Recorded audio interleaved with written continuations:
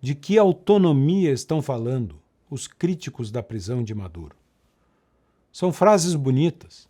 Respeite-se a lei internacional, proteja-se a soberania dos países, mas que estão desconectadas da realidade e da natureza do governo de Nicolás Maduro. Um opressor não pode se esconder atrás do direito internacional. Quem não respeita os direitos humanos dentro do seu país não pode pedir a proteção do sistema de direito internacional que foi criado para proteger exatamente esses direitos.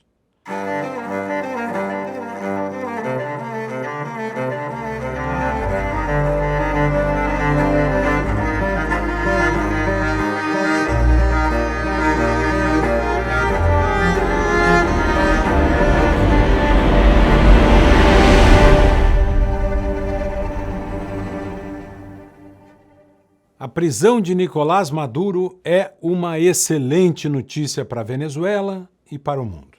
E por isso foi saudada por milhões de venezuelanos espalhados pelo globo. Merece ser celebrada como um ato de justiça e deve ser tratada assim, sem mas nem entretanto. Maduro herdou de Hugo Chávez o comando de uma ditadura socialista. Isso significa que a ruína venezuelana foi escrita em 2 capítulos. Um político e um econômico. O vetor político foi a destruição de toda e qualquer instituição que permitisse que a Venezuela fosse um Estado de direito e uma democracia, ainda que com as debilidades típicas da América Latina. A dupla bolivariana, Chávez e Maduro, e seus asseclas, perseguiram a oposição, prenderam adversários, jogaram partidos na ilegalidade, fecharam empresas de comunicação, extinguindo canais e jornais.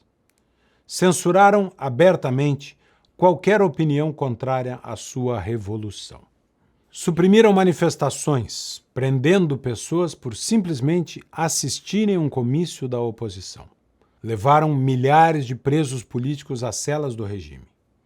Centenas morreram, assassinados pelo aparato de um Estado tomado por ditadores sanguinários. Tomaram o Congresso, reescreveram a Constituição, infiltraram as Forças Armadas, dominaram a Suprema Corte e o Judiciário, submeteram as polícias locais, silenciaram governadores e prefeitos da oposição. Por fim, roubaram uma eleição descaradamente. E o mundo inteiro, então, se chocou, como se esse fosse o ato inaugural da ditadura, e não apenas mais um passo na estrada do totalitarismo, na qual a Venezuela já vinha trafegando há tempos. Mas quando a crítica é centrada apenas no roubo da eleição, ela deixa de apontar outro crime do regime. Um que, quando vem à tona, incomoda em especial as esquerdas mundo afora. Não se pode esconder outro pecado grave do regime bolivariano. Como em toda ditadura socialista, o domínio econômico foi instrumento de opressão. O bolivarianismo, sob brados de soberania, defesa da economia popular, socialização, coletivização, todos esses charmosos slogans esquerdistas, expropriou milhares de empresas. Desde os grandes negócios de infraestrutura do país, passando pela indústria, pela mídia e chegando até a pequenas empresas familiares, primordialmente quando os donos ousavam fazer oposição. A esquerda fará de tudo para dizer que o pecado de Maduro foi uma eleição não transparente, evitando qualquer crítica às políticas econômicas que, ao mesmo tempo em que empobreceram o país, serviram de suporte ao autoritarismo que viria a fraudar a eleição. Além de destruir as bases produtivas da Venezuela, o regime tornou o povo dependente das migalhas que a ditadura distribui. Em 2025, o salário mínimo na Venezuela era de R$ 3 por mês. Ninguém sobrevive com isso, mas sim com as cestas básicas entregues pelo governo, aproximadamente no valor de $500 para cada 4 pessoas. Com isso, claro, vem o controle político. Quem se opõe ao regime não come ou sai do país, como fizeram 8 milhões de venezuelanos. E eles estão em festa mundo afora. Só não estão em Caracas porque o regime ainda não caiu. Apenas Maduro caiu. Os Estados Unidos entraram na Venezuela, prenderam Maduro e saíram. Em um próximo episódio, nós vamos projetar o futuro do país e a transição que deverá acontecer. Mas antes disso, é preciso entender que o gesto dos Estados Unidos marca definitivamente um novo arranjo internacional. Críticos disseram que Trump descumpriu o direito internacional e que passou por cima da ONU. Mas o que a ONU fez durante as décadas em que o regime venezuelano se consolidou? Declarações? Notas de repúdio? Apenas confortáveis posições que não produziram qualquer diferença na realidade. Dizer que Trump não cumpriu o direito internacional significa defender que o direito internacional protegia a ditadura de Maduro. O que, afinal, é protegido pelo direito internacional? A soberania, a autodeterminação dos povos, a autonomia dos países e os direitos humanos fundamentais. E onde reside a soberania? No povo, e não no ditador. Maduro não está protegido pelas normas que resguardam a soberania, inclusive porque ele mesmo usurpou o poder em seu país. É como se o ladrão arguísse o direito de propriedade para não ser preso. A autodeterminação dos povos pressupõe mecanismos através dos quais os povos possam se autodeterminar. Isso é, ela é uma cláusula evidentemente relacionada ao funcionamento de instrumentos democráticos que permitam a um povo escolher o seu caminho. Na Venezuela, tudo o que não há é autodeterminação, e sim imposição. Um poder imposto pela força, e não um caminho escolhido pelo povo. De que autonomia estão falando os críticos da prisão de Maduro? São frases bonitas.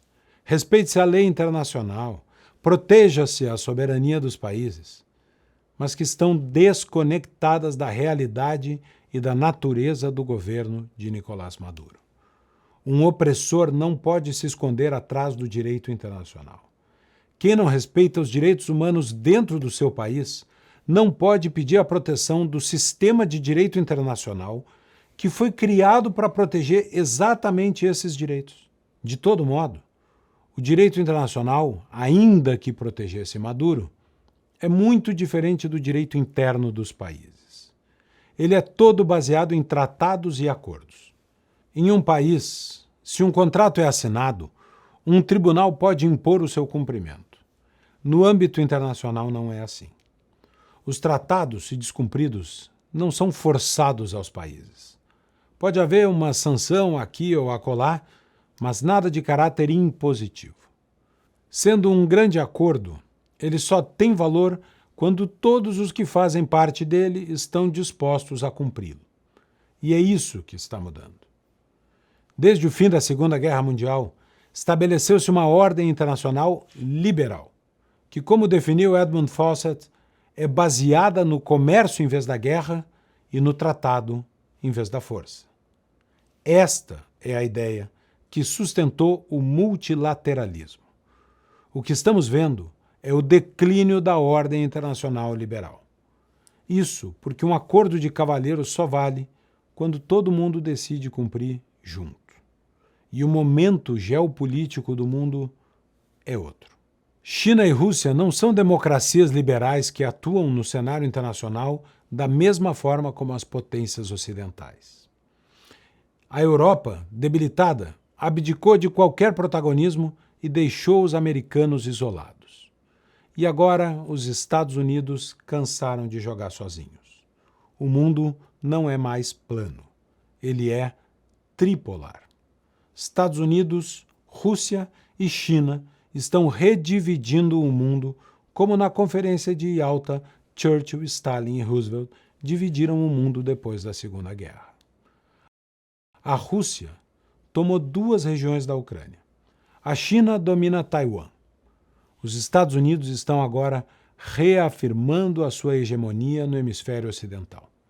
Estamos vendo a história acontecer ao vivo. Que ordem internacional virá desse arranjo? Uma com um novo equilíbrio e baseada em Realpolitik. 3 potências medindo forças em uma nova Guerra Fria, muito mais preocupadas em proteger os seus interesses do que em se submeter aos ritos da desgastada Organização das Nações Unidas. A fraqueza do direito internacional e a inércia da ONU são parte do que explica a ação dos Estados Unidos na Venezuela. Todos devemos celebrar a queda de um tirano e festejar que finalmente alguém tomou uma atitude depois de 20 anos com as democracias do mundo assistindo à consolidação da ditadura venezuelana, vendo a destruição de um povo e de um país e a sua sujeição à miséria. Alguns dizem que se criou um precedente, que os Estados Unidos estarão autorizados a repetir essa conduta e que isso é um risco.